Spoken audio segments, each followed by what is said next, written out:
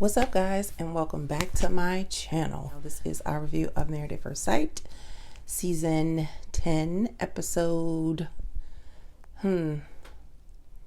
I think we're on episode 9. So welcome back, guys. Thank you for joining me again. If you are new here, please go ahead and click the subscribe button. Click the notification bell so that you know when I upload a new video. If you are returning, welcome back. I'm glad to have you. All right, so we are going to jump into this episode. This week's episode was, it was a mess. Let's just call it what it was. It was a mess. And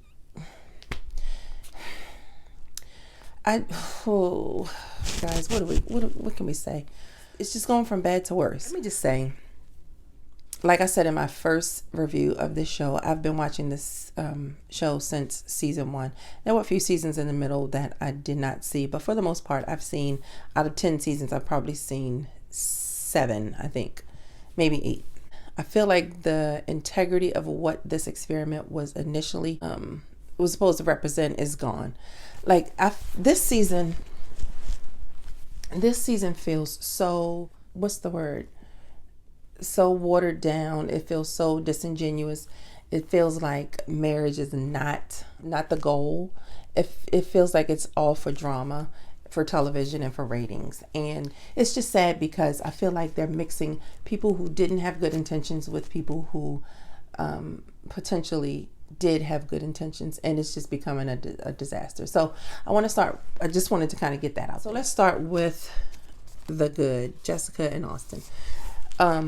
It's not much I can say about them. Like, they actually seem like they're in a really good space. They are comfortable living together. Their conversations seem more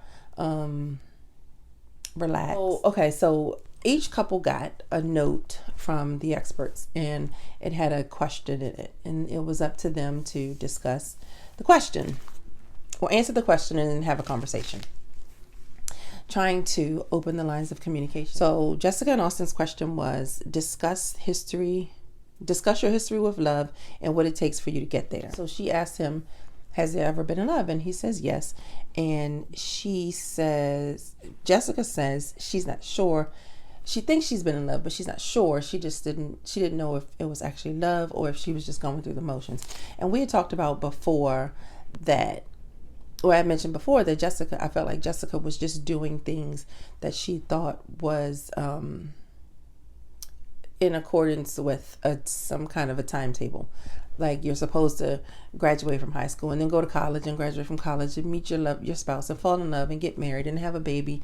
I mean, buy a house and have 2.5 kids and that type of thing. So she actually said she didn't know if she had actually been in love or if she was just going through the motions, which I think was a really honest answer. But she asked Austin when he was in love, at what point did he tell the person that he loved them? And he said it was a year. A year. That's quite a long time. And Jessica felt the same way. Like, I'm wondering if he felt like he was in love and just didn't say it or wouldn't say it. Maybe that was it. Like, a year was a long time, and I actually wrote a year is a long time. They kind of figured out what each other's love language is. She is definitely words of affirmation. He is physical touch. He says he needs to hug her. He needs to touch her. He needs to feel the warmth from her body. And she likes words of affirmation. She needs to be told, she needs reassurance that, we're still in this together. I feel like those two can be a good mix. I think my husband and I are somewhere along those lines. Like, I definitely need words of affirmation and acts of service, and he's definitely a physical touch type person. So I think those two work well. So I think they will work together. I did notice when they were out, would they go play soccer or rugby or something? They went to play some kind of sport, and they were joking around, and she said something. I thought she was ready to say, I love you, but I think maybe she felt like she wanted to say it, but she did say, I'm not going to say it first.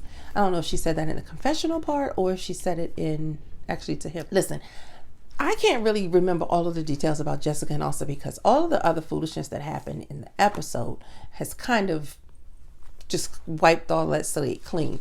But what I will say is Jessica and Austin are in a good space. They're vibing. They are good. Next up, Katie and Derek. So Katie and Derek are kind of a wild card for me right now. Like Katie is, her wheels are spinning and she seems like she's constantly trying to. I don't think she's trying to figure things out. I think what she's doing is making sure that if this doesn't work with Derek, she has justification as to why it didn't. Like she keeps poking him for certain things. And so they got their card, and I didn't write down what their question was, but I did write down, that they had needed to have a raw conversation about love. Did they have a different question? Let me know down in the comments. The experts want them to talk about love. He came home, she had cooked dinner, she made a real disclaimer about it. There was something baked in the oven. But then she keeps poking at him about, you said you've never been in love. And when they have a conversation, I think they were in the bed when they had the conversation. And she said it again, and he's like, listen, you can't hold this against me because I've never been in love. It doesn't mean that I'm not going to fall in love with you, but don't keep holding that against me. And I think she's using that. Yeah, I think she's going to ruin it. She's going to frustrate him. I mean, we saw him get frustrated. He walked away and he got really upset. And I like that he walked away, went to the bathroom. That was probably their first little argument, or at least the first argument that we've seen. And then they talked about it the next day, which every couple is not doing, but we will get to that in a moment. His answer to the question about love, or the raw conversation about love, is that he's waiting for the day for his heart to be broken. So is that how he's going to gauge whether or not he was in love? She asked him, has he ever felt strongly enough about someone in a relationship that he would fight for? And he said no. That was concerning to her. And then she also said that she's too old to be in the chase, to chase somebody down, to feel about her the way she feels about them. Girl, you are 25. How many people have you been chasing? Obviously, you've been chasing the wrong people. And now that you have somebody who could potentially love you if you don't act like a little bitch and get it could work out. But his answer to her is, I'm not those people. And I'm not saying that I won't fall in love with you. I just haven't. I'm not there yet. We've been married, so we're somewhere between 19 and 25 days. I think that was the span of this week's episode. This is still less than a month. Like, we're still strangers. So let's give it a minute. She says she wants reassurance that he's going to fall in love with her. And my question to that is how? How can somebody reassure you that they will fall in love with you? Time is the only reassurance that, what he's saying is reassuring her. I'm here. I'm willing. I'm in this. I'm giving it all that I have. That to me is as much reassurance as he can give in this type of situation. What else can he do? What is he going to do? Say, like, by July 12th, yes, I'm going to love you. I'm going to be in love with you by then. That's not how any of this works, people. Let me tell you, these young people, these millennials, I'm sorry if you're a millennial and if you're watching, but it is documented that characteristics of millennials is instant gratification. Like, they want what they want when they want it. And you can't tell somebody make somebody tell you when they're going to fall in love with you. You got to be patient. If that's one thing I've learned in 24 years, it's marriage is about patience. So they talked about their argument in the car when it was kind of cute that they went to an aerial, what is it called? An aerial ribbon dancing, rhythmic dance, whatever. That was cute. Like, my husband and I probably would have pulled something, broke something, hit something. But I thought that was cute. Did he ask her? I wrote, how does she feel? But I can't remember if he asked her that or if she told him that, or if I asked myself that.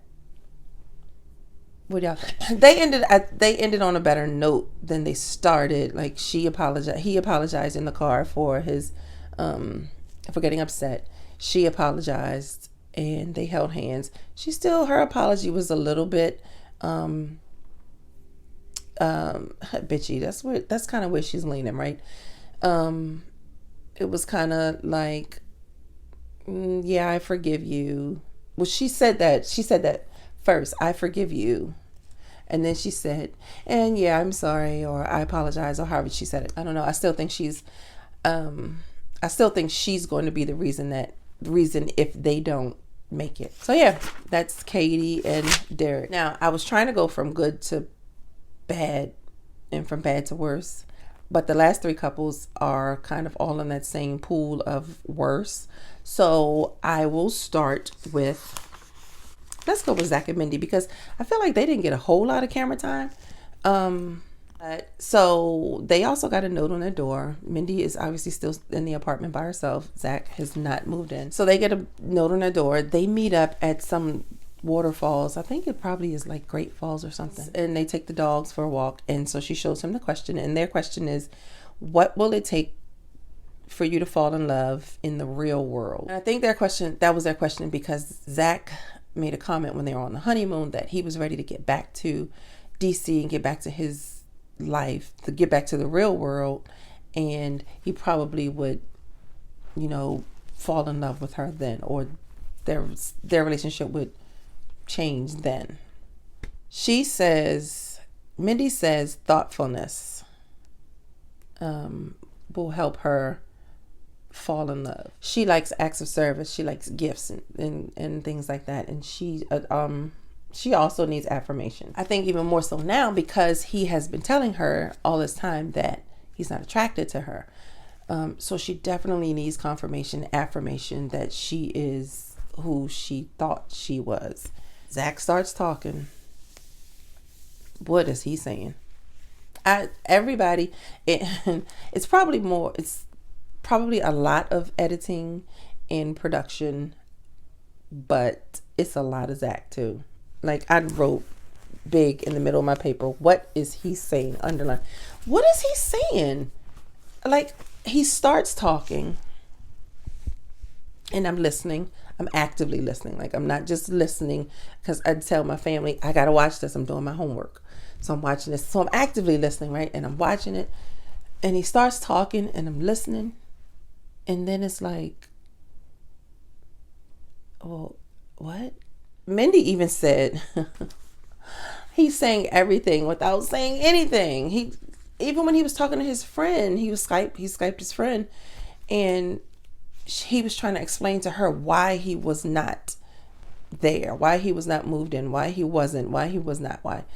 And she was looking at him like, man, what are you saying? And then she was just like, okay, well, look, if you're going to be in it, you got to be in it. Just do it.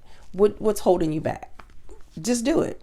The funniest thing, when they were out there at that lake and she started talking, kind of talked around, mentioned him moving to the apartment.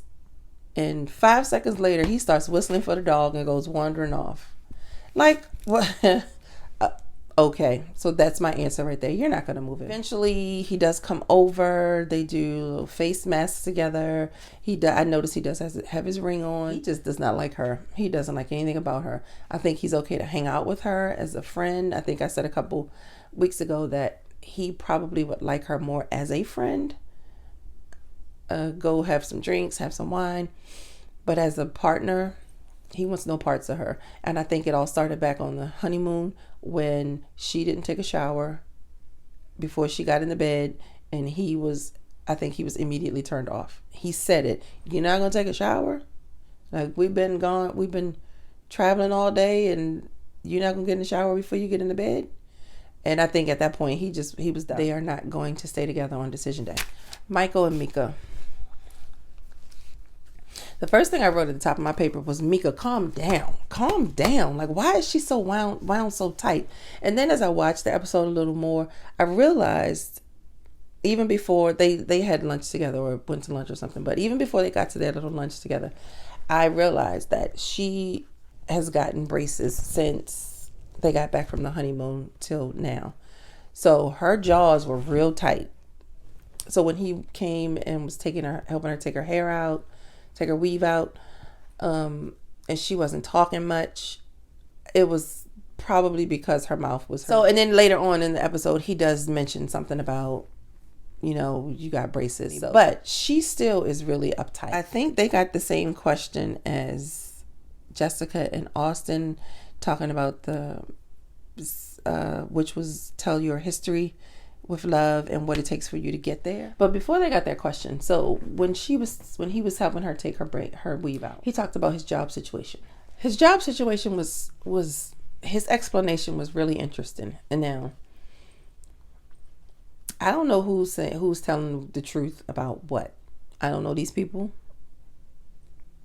But this story sounds real interesting to me. So he says when they were on the honeymoon, he got a new job as a principal of a Catholic school, is what he says. When he got back, something about the contract wasn't right. Signed the contract and then they changed the terms of it, or did he realize that the terms were different than what they talked about and didn't sign it?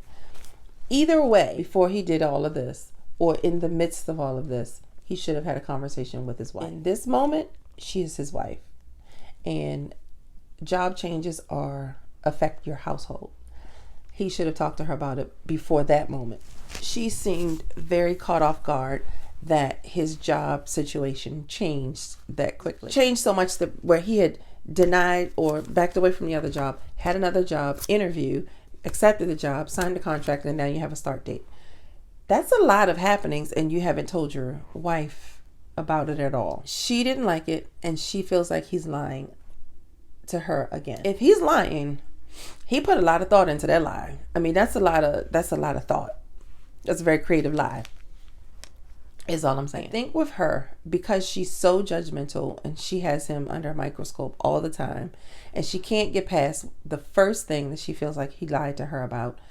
Everything that he says, comes under scrutiny with her. She thinks everything that comes out of his mouth is a lie. And even if it's not a lie, she picks it apart to make sure it's not a lie. And when she comes back at him, he gets very uncomfortable. You can see his body just like physically shuts down. He can't handle confrontation, or he doesn't like confrontation, and she doesn't know how to back off. That's not a good mix. After they have the disagreement about the job, they talk, and I can't remember the order of things. They went to the nail salon. So he took her to get a pedicure. That was cute. She didn't seem very grateful. She was just like, oh yeah, this is cute, thank you. Like, she didn't seem like she was open to his good gesture. They also had lunch, and he kind of apologized, and but she's still pushing the buttons. I can't trust what you're saying. He gave her a little box of candy, and that's when he mentioned something about he put a lot of time into trying to pick out the right candies because she just got braces. Again, it was like in the last breath of what she said in that segment when she said thank you. It's like, come on, Mika, you gotta give him something. You gotta open up a little bit. I think she has no intention of doing so. I think she's done. She's shut down. She's completely over it. They do have a conversation when they get home, because she keeps poking the bear. And saying, why couldn't you talk to me about this job thing? And he says, I don't trust you. I don't feel comfortable with you. And I think that was out of frustration, because he was visibly frustrated at that point. He was over it. He was over the conversation. She calls him a liar. He gets mad. One thing about them, and I mean, we already know that their communication sucks. They don't communicate well. But I wrote that he doesn't like, maybe he said it, he doesn't like the difficult conversation. And I added, but she wants to have all the conversation. Like, they're on two completely ends of the spectrum, and they just refuse to meet in the middle. He refuses to be open with her, and she refuses to shut the hell up. He did during one of their interactions either at the restaurant or at the nail salon or something. He apologized. He says he has issues. He mentioned something about abandonment, and he just has issues dealing with being open because of his abandonment issues. And she just doesn't seem to be listening at all. So like it's just a bad mix all around. He can't open up and talk. She can't shut up and not talk. She can't move on. And he's just like, yeah, let's I'm trying, so let's move forward. And she's stuck right here at the first lie that she thinks he told. It's just all bad. So Mika and Michael kind of segue into Taylor and Brandon, because Taylor and Brandon pulled them into their bullshit, right? Taylor and Brandon had probably 4 fights in this one episode. Started off when they got their letter on the door, and let's see, what was their question? Their question was, how do you prefer to receive love? And Taylor asked the question, or she read the question, and he says, well, I'll let you answer first. So she gives her answer, and her answer was what? I don't even remember what her answer was, but whatever it was, he says, yeah, I can agree with that. And that instantly set her off. It's like, no, you continue to do this. Like, give me a genuine answer with your word, in your own words. Tell me how you feel about this in your own words. He's done that the entire time. He's just kind of coasting. I think that's what his intentions were. He was going to be on the show. He was going to get visibility for whatever reason, and he was going to coast along until decision day and decide not to stick around. People have said, I've heard people comment on that they think he's gay, that he's fluid, sexually fluid, that he's whatever he is, but he's just not into her. I don't know. I don't know. I don't know. I don't care. I just think he's in the wrong place on this show. That I do know. That was argument number 1, because he gets angry with her, and she just she doesn't bring up everything that happened in Panama, but she alludes to it, and he gets defensive again. And it's like, yeah, well, we said we're going to move past it. We are going to move past it. I've apologized, and we should be moving past it. And in this moment, I do commend Taylor for speaking up. Like, she's not sugarcoating it like she has been the past couple of weeks. Like, she's speaking up, talk to me, have a conversation with me. And he's like, well, what makes you think I want to talk to you when you put up this wall? Sir, you brought the bricks for the damn wall. So what do you mean? She tries to tell him, like, she needs words of affirmation. She needs reassurance as well that, he wants to be in this process with her. He's really into this. And he just is resisting. He doesn't want, he's making excuses that she has a wall. But like I said, like, you built this wall, you forced this wall up. In that moment, he also says, or she said, Taylor said about him, he's never had to work hard for a relationship. Apparently, whoever he's been dealing with, they have just poured over him. The women, the people that have raised him, have just poured into him and treated him like a little prince, probably when he was little, and then a king as he got older. And he's never had to work hard for any relationship. Well, sir, you a grown man, so you won't have to work for something. I mean, nothing is going to be handed to you. So he gets mad. He goes to his room. Oh, I loved her comment about when she said, yeah, just keep doing what you're doing because that's working. And he just got really mad with that one and walked away. So after that conversation, he leaves. Well, he must have gone to work the next day or whatever. And he comes back and she has prepared dinner, and that dinner looked delicious. And he gets to play, and like his answers to everything are always, oh yeah, absolutely, all right, yeah, whatever you want to do, that's all right, absolutely. Like, he has no substance. I don't know what's wrong with him. They sit down, and that dinner is pretty awkward, and nobody is saying anything. And then she just she's like, well, I really want us to be in a better place than we are right now. Like, we're not even having conversation. And he says it again, like, why do I want to have a conversation with you when you have a wall up? Well, you're not even trying to break the wall down. And she really is calling him on. He gets mad again. He takes his plate and he goes into his room, and that's it. And so the next day, Taylor posts this IG post, and that's really just kind of put the gasoline on the fire. Like, it just blew up. And instead of being a grown man and pulling her up on it, because she was wrong. She was wrong. She was dead wrong. That post was dead ass wrong, and she knew it was when she posted it. But instead of being an adult and having a conversation with her about it, he leaves his keys on the table. I'm surprised he didn't leave his ring. He did leave that necklace, though. And he left. He took all the stuff and he moved out. And he didn't even tell her that he was moving out. So he shut down. He cut off all communication with her, and he's moved out. So he's done. He is done. And in my opinion, that is the best thing that he's done in the 8 weeks that we've been watching the show. That is the best move that he's ever made. Like, be done. Be gone. Over it. Let your no be no, and be done. So the IG post was a big deal to him, and he told Michael. He called Michael and let him know. Why do these people call them? Like, why are these the ones that you reach out to?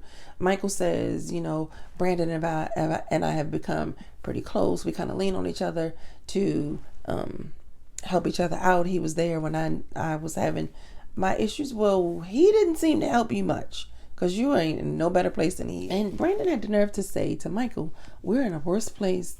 Taylor and I are in a worse place than Zach and Mindy at this point. So that's why I say the integrity of this entire experiment has been shot to hell, because I feel like every couple is comparing themselves to the next couple. Katie has said before, we're the best couple so far. Mindy gets noticeably bothered when she thinks other couples are doing better than where she feels like she should be. It's just not healthy for anybody. It's not healthy for the people that are doing well. If I was Jessica and Austin, I would stay away from group interactions, because the rest of these people are toxic.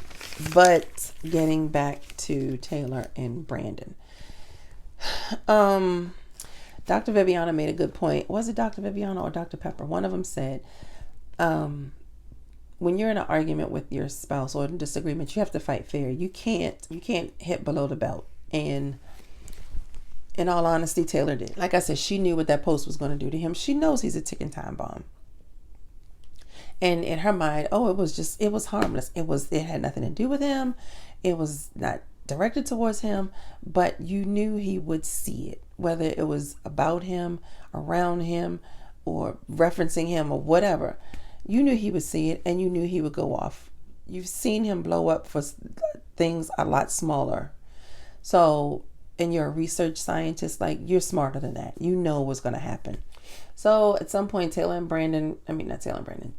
Mika get together and talk, and Brandon and Michael get together and talk. And Taylor probably thought that Mika was going to be on her side, but Mika was like, well, we all know that she would have gone ham on Michael if he posted something like that. And she said it, I would have been pissed. I don't know. Like I said before, last week, the week before that, they should just take Brandon and Taylor out of the mix. Like, they shouldn't even be allowed to continue and then try to make it to decision day. Because what's going to happen in the coming weeks? It's not worth it. It's not worth it. It's not worth it. It's going to cause emotional distress on her. It's going to cause whatever kind of distress on however he chooses to process this. It's going to cause him some kind of angst and anxiety and stress. So let's just let it be. Let's just let it go. And with that, I'm going to let this review be done, because I feel like it's long. I don't want to drag it out. I mean, what are we going to do with these people? We're going to keep watching, though, because we like a train wreck. Or at least I do. Y'all tell me what y'all think. Let me know what you think in the comments. In the comments below. And don't forget to like this video, give it a thumbs up, and share it with your friends and other people who might be interested in watching a Married at First Sight review. And on that note, I'll see you guys next week. Same time, same place. Bye bye.